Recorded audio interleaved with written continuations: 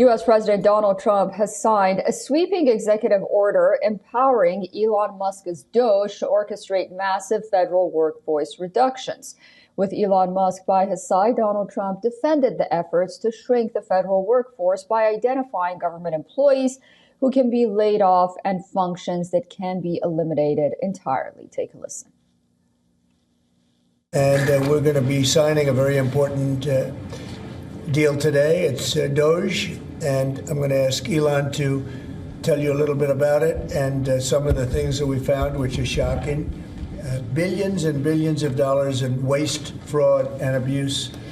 And I think it's very important. And that's one of the reasons I got elected. I said, we're going to do that.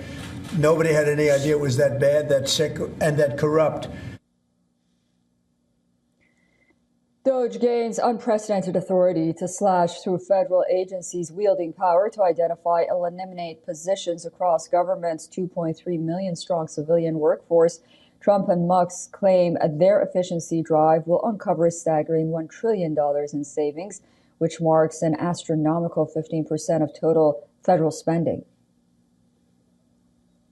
Well, we have this unelected, fourth unconstitutional branch of government, which is the bureaucracy, which has, in a lot of ways, currently more power than any elected representative.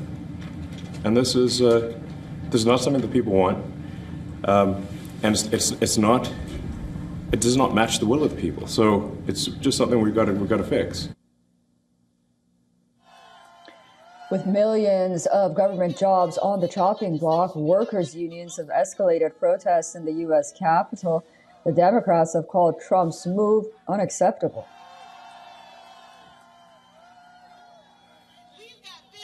We are here today to send a message, a loud and clear message to our senators and our representatives here on Capitol Hill. And the message is this: save the civil service and save the country.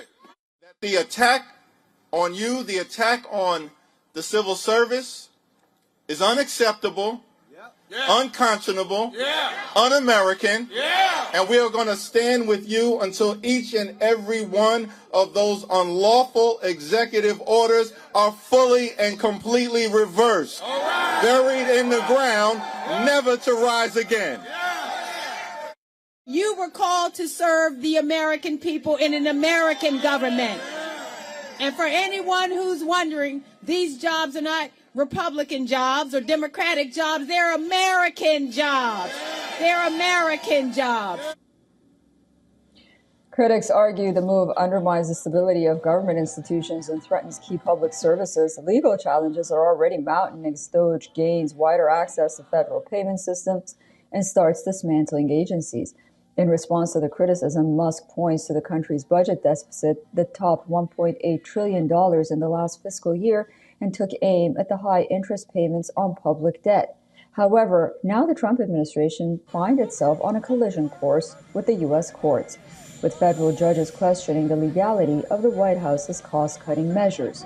Trump's sweeping plans that have effectively shuttered some federal agencies and sent staff home have sparked legal battles across the country. All right, for more on this, we are now being joined by Professor John Ports, Professor of Political Science at Northeastern University. He's joining us live from Boston, Massachusetts. Professor, thank you so much for joining us on WION, and welcome back. How valid is these claims made by the Democrats that the White House is just lacking accountability and slashing the workforce? I did hear one politician just now say that it's unconstitutional and these executive orders are illegal. But are they really?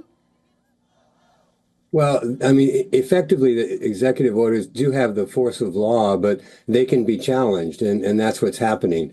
The courts, there's over 40 court cases and growing by the day. And so we will find out. They'll go through the courts. I mean, Congress could challenge also, but they're not doing that. Congress is really totally on the sidelines for this process. Right. And I did hear Elon Musk say that if he had to, he would go to Congress as well. So the Trump administration during the campaign season, at least prior to becoming the Trump administration, President Trump himself really promised that he would take these cost-cutting measures. DOGE was in the mix. Many people were talking about it. So why are a lot of people surprised right now that this is actually happening? Well, I think he talked about it. I don't think there was a lot of detail of how it would take place. And I think that people are upset in part because the approach has been to just kind of shut things down, shut everything down as much as you can, and then see what kind of pushback you get. That's certainly what, like with the U.S. Agency for International Development, they've essentially completely shut it down. As opposed to kind of looking at what is taking place and are there areas to make reductions in kind of a measured manner. But that's not the approach that Trump is interested in taking. And what about the workers who are sacked and also these hiring freezes and the buyouts that we hear about? Will it lead to more efficiency, in your opinion, or create fewer jobs?